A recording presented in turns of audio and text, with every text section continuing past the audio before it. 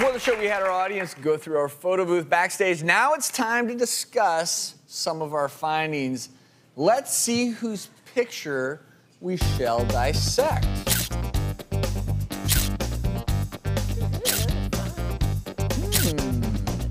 You guys had a good time back there. Very nice, very nice.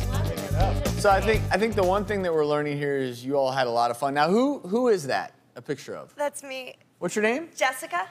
Now, Jessica, do you look at your pictures ever and say, you know what, I wonder what that may be telling me about my health? Yeah. What's sticking out to me is my birthmark. I actually wondered if my birthmark is a result of maybe some deficiency when I was a child or something.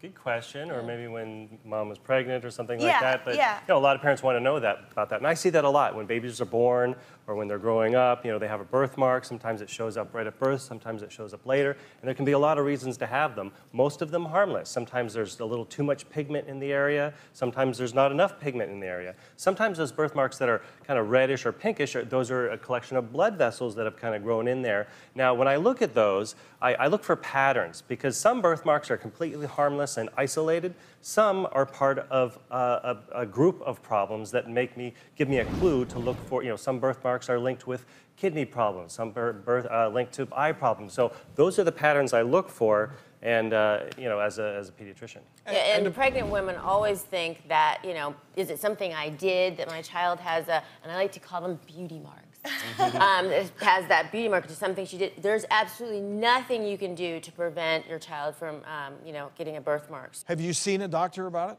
Yeah, and I had and did they say it's a cafe au lait spot?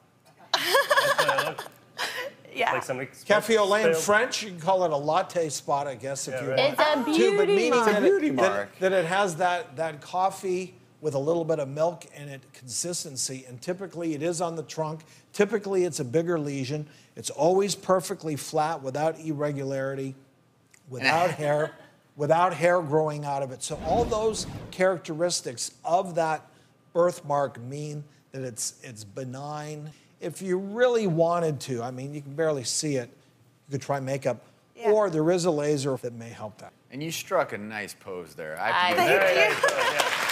And I do have to thank all of our audience members for posing back in the photo booth.